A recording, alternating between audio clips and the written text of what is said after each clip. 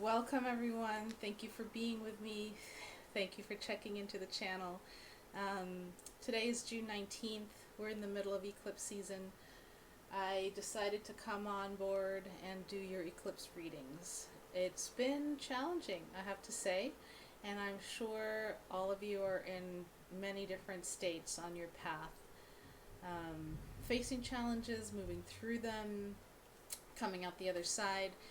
And so I thought I would stop by and check in and offer you some readings and some guidance for this eclipse season. We're in the middle of it. The 20th, 21st is the second eclipse. The third eclipse is going to be on July 5th. And we just started Mercury retrograde. So why I'm doing these on Mercury retrograde, I don't know. But I think hopefully the messages will still come through that you need to hear. I'm doing okay. I hope you are too. And without further ado, here come your eclipse season readings. Take care, everyone. Bye-bye. Hey, Aquarius. Welcome to your eclipse reading. I'm finally hitting the home stretch of this cycle of readings for the eclipse season of June and July 2020.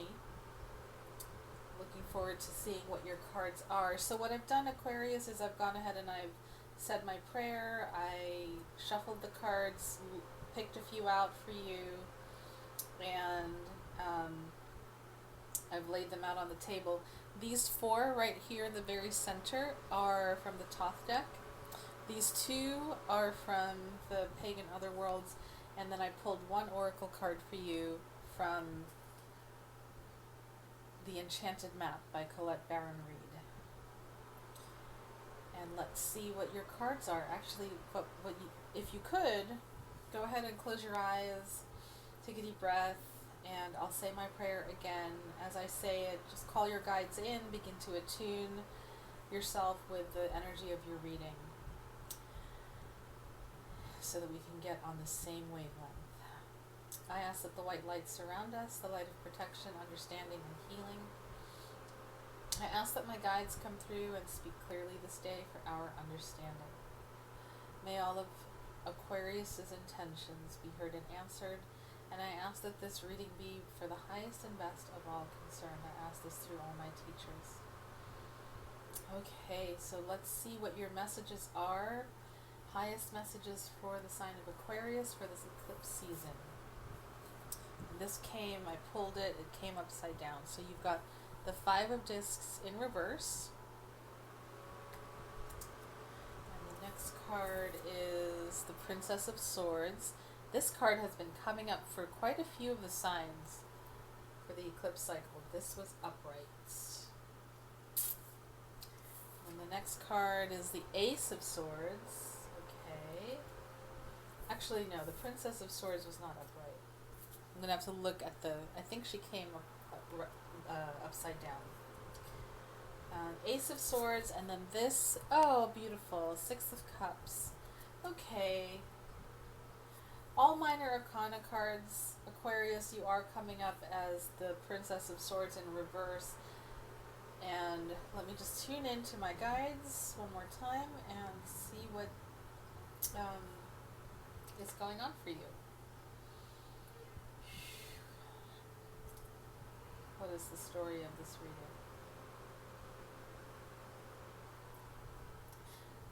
Okay. So the Five of Discs is the card of upright physical tension, mental worry. It's also known as the being left out in the cold card, right? And it's upside down.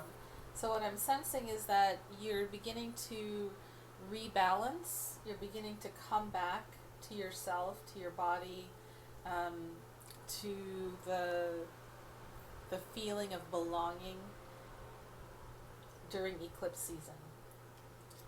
We only have about a week and a half left of eclipse season, so for this last little bit, this last little week and a half, just notice how your energy compared to the beginning of June has shifted into a more balanced state. And then you've got the Princess of Swords in reverse. Let me just tune into this card. Some of you are the Princess of Swords in the upright. This is the princess who has an idea in her mind, has a vision in her mind, and she goes out into the world and seeks to implement her vision, and kind of with her sword brandished high, knocks down any obstacles in the way of her vision. Right, she's very dedicated to her vision. What I'm seeing here in the reverse is a couple of things. Let me just tune into the energy. One is that you're feeling this pent-up energy to quote-unquote rage against the machine because you are feeling blocked, but there is no one to rage against. This is the feeling of like frustration because there's no one to actually blame for what's for the feelings that you feel inside. You're just feeling kind of aggro is what I'm picking up. Aggressive, wanting to pick a fight, wanting to start a fight. Yeah. But at the same time not really being able to, maybe because of social distancing, get into the face of the person that you want to tell all these things to. And I'm getting a no from my guides, meaning that's not actually even it. You're just feeling this aggression and it's not being able to be released. That's all it is. So just notice that. You're coming back into balance, and perhaps as you come back into balance, these things that are rebalancing are kicking up so that you can release them, acknowledge and honor them, and release them. And then you've got the Ace of Swords. So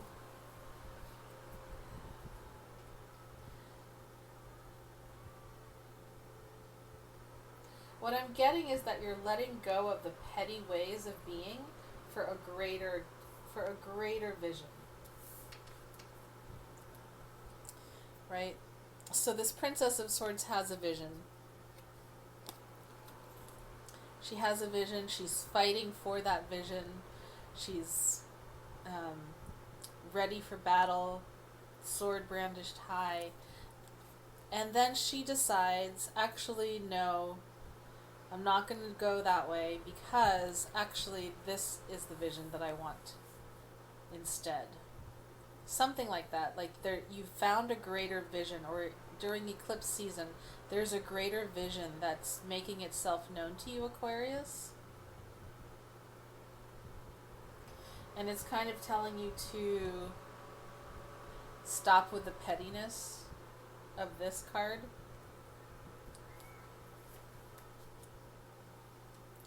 I'm going to hold this card up just so you can feel the energy of that. What does it feel like when a new vision is gifted to you? When you download it, when you receive it? When you allow your body to become filled with this new vision? Then all the petty stuff just falls away, because as you hold the vibration of the new vision, Aquarius, I'm being told to share, when you hold the vibration of the new vision, all the obstacles will fall away. It has no option but to come to you because you are in alignment with it. Right? So during eclipse season, I hear that you're getting into alignment with that greater vision. You're coming into contact with it, and you're aligning your body, mind, spirit, being with that vision in order to just allow those obstacles that were in your way to fall away. And then right under the Princess of Swords is the Six of Cups. And I'm going to tune into what the message is for the Six of Cups. Hold on one second.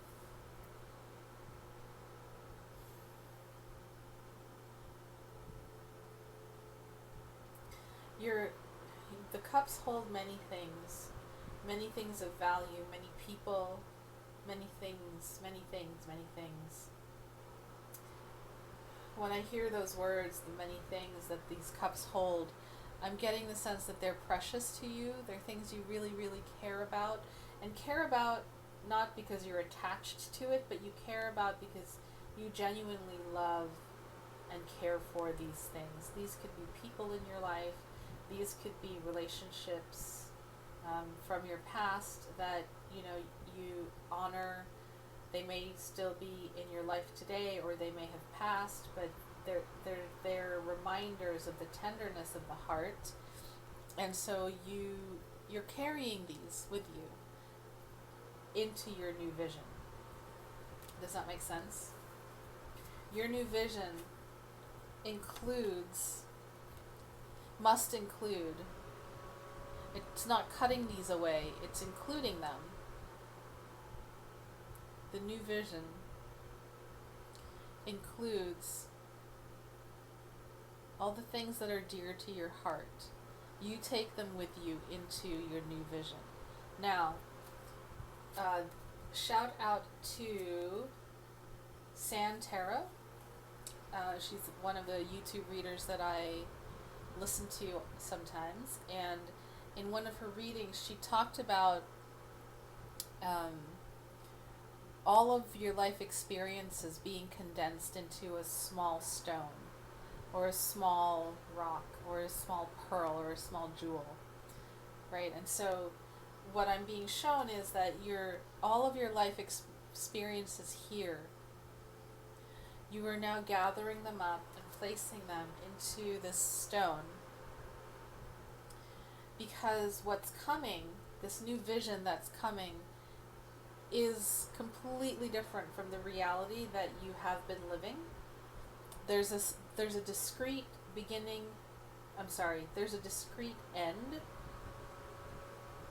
and it's like you're wrapping up all these experiences you've had, especially the important ones, and you're putting them into a packet of information like this, and you're keeping that as a token of a body of work that you've done, a body of experience that you've lived, and you're placing that somewhere within your being.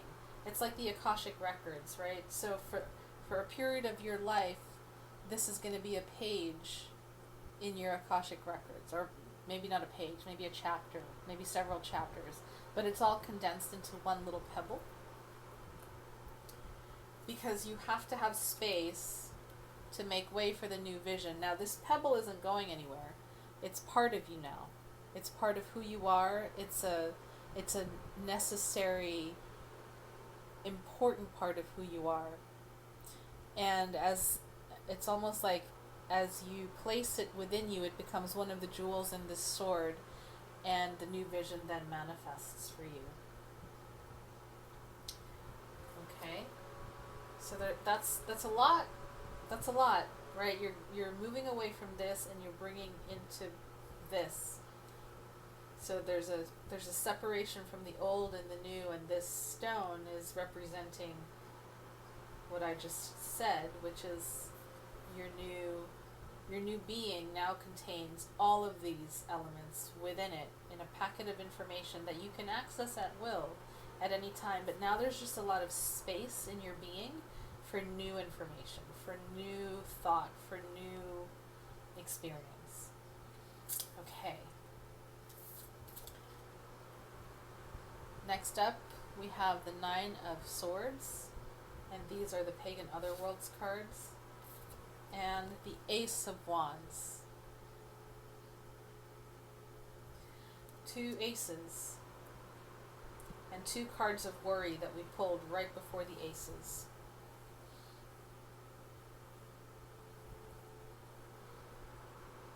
Tuning into your cards, give me a second.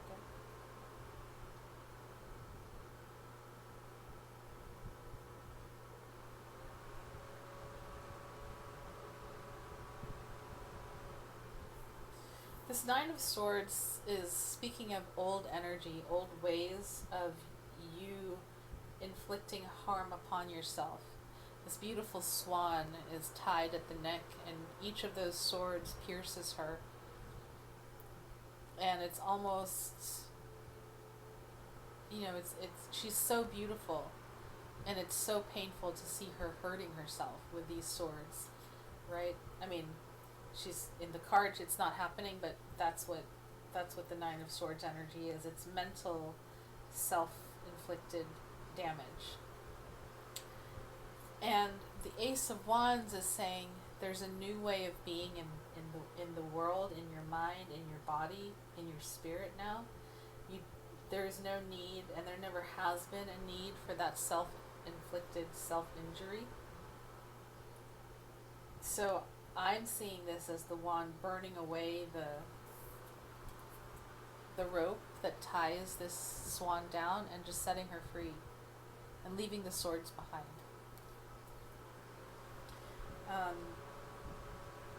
And if you can't, I also get the sense that this could be a person in your life who is kind of a woe is me person, always having drama, always having terror, always needing help. And you bring this wand to this person and you say, you are more powerful than this. If you'd like to come see how powerful you are, come join me. And if not, please go.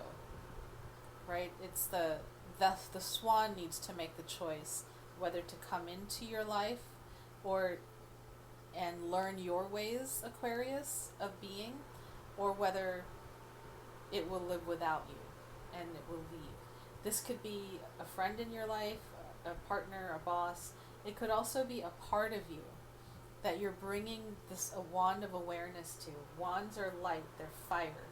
And you're bringing this awareness to this part of you that is so, it just inflicts harm upon herself or himself. And so part of the eclipse season is illuminating that side of you and asking that side of you to shift into another way of being. Because you need to do that in order to have a more balanced life, a more easeful mental experience, a less painful journey. The journey can be less painful if you allow those swords to just drop. Let me tune in and see if there are any other messages. Nope, that's about covers it. So let's see what the oracle card for you is. And it is, details, details, details. All right, so this is coming up as a work card for you. Some of you are now, heading back to work, heading back to quote unquote regular life. And there are a lot of details to attend to. I'm also getting that some of you may have been unemployed and are now finding new work. And it's about the devil in the details. Making sure that you cross your I's. You dot your I's and you cross your T's. Making sure, reading the contracts over. We are still in Mercury retrograde, so make sure if you're coming on board onto a new company that you read the contract, you read the fine print, you make sure you're being paid $10,000 instead of $1,000. Extra zeros make a difference. What else? Why don't I just read you this card? I'm going to pull the book out and read number 43.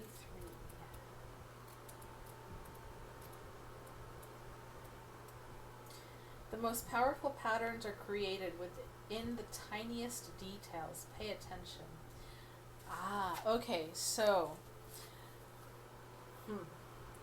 for those of you who resonated with this message about the self-inflicting harm, pay attention to how this comes up.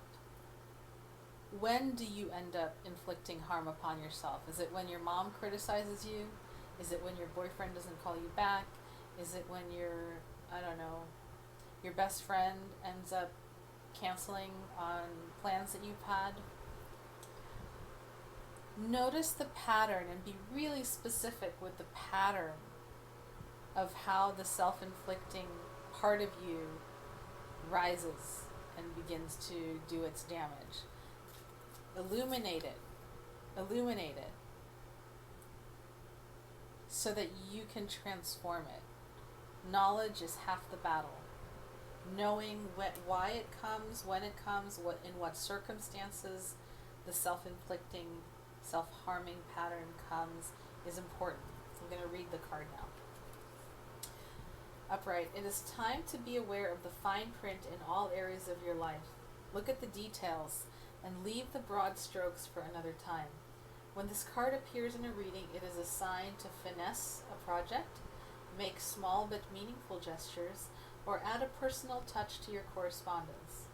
Be aware that what you need to know lies in the details. If you're entering into any agreement of any kind, pay attention to them before, not after, when it's too late. Clarity and transparency are key. You can gain great understanding by observing the minute body language, offhand remarks, and fleeting facial expressions that reveal the larger picture. Okay, Aquarius. That seems to be almost a separate message, but can also be part of this message over here.